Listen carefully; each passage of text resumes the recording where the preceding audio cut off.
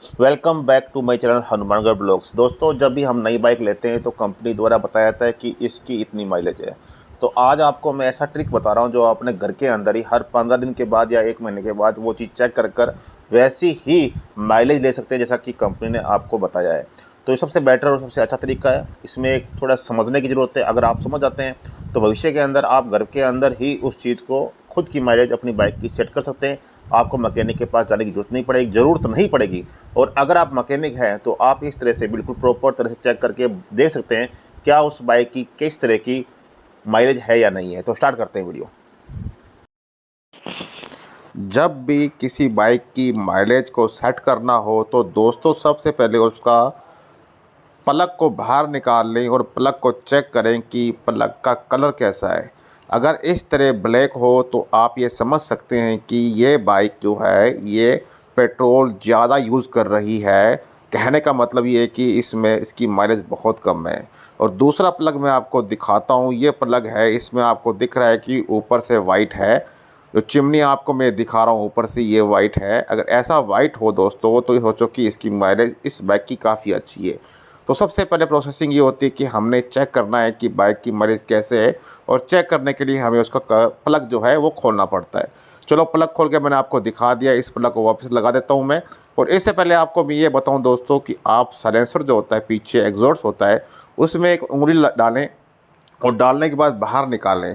और बाहर निकालने के बाद अगर इस तरह का ब्लैक कलर हो सूखेपन के अंदर तो आप ये समझ सकते हैं कि ये जो बाइक है यह पेट्रोल ज़्यादा खा रही है। अगर गीला हो, प्लग भी गीला हो ब्लैक कलर के अंदर और एग्जॉस्ट भी गीला हो तो आप ये समझ सकते हैं कि ये बाइक इंजन ऑयल खा रही है, यानी इंजन का मांग रही है।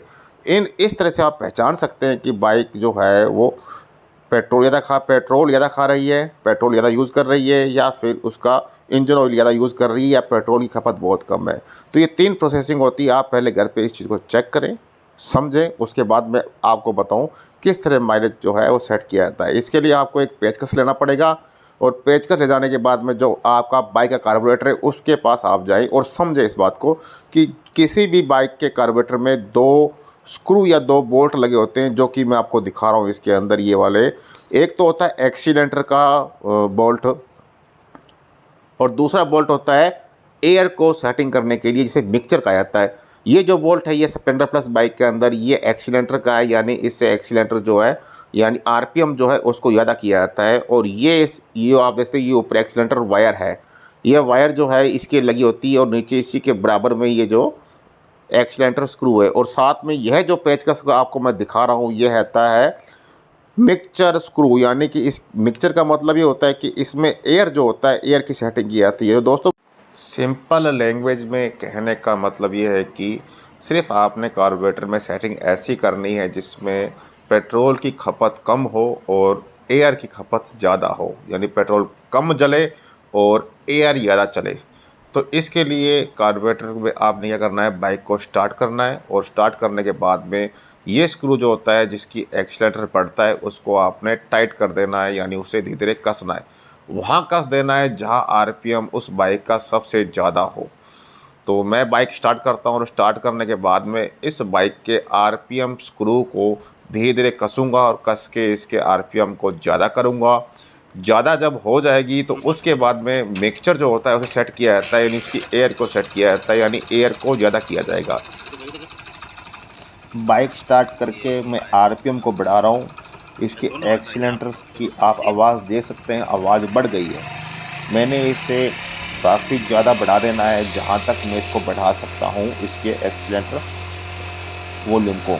अब इसके बाद में अब मैं सेट करूँगा इसके मिक्सचर को। दोस्तों जहाँ आपने इस बोल्ट को आरपीएम बोल्ट को सेट किया है, अब मिक्सचर को मैं हिला रहा हूँ। जहाँ भी मुझे इसकी वॉल्यूम में फ़र्क लगे, फ़र्क का मतलब ये कि जहाँ इसकी वॉल्यूम, जहाँ आरपीएम सबसे ज़्यादा हो जाए, बस आपने वहाँ इस मिक्सचर बोल्ट को छोड़ देना है। मैंने जहाँ पहले इस बोल्ट से आरपीएम बढ़ाई थी, उसके बाद में जब मिक्सचर को मैंने छेड़ा तो मुझे अब सबसे ज़्यादा यहीं पे आवाज़ दिख रही है, यानी आरपीएम सबसे ज़्यादा बढ़ गए। तो दोस्तों जहाँ सबसे ज़्यादा आरपीएम बढ़ जाएंगे मिक्सचर को हिलाने के बाद में, तो आप ये समझ जाएँ कि इस बाइक की माइलेज सेट हो गई है, इसमें एयर जो है प्रॉपर तरह से ज़्यादा आने लगी है।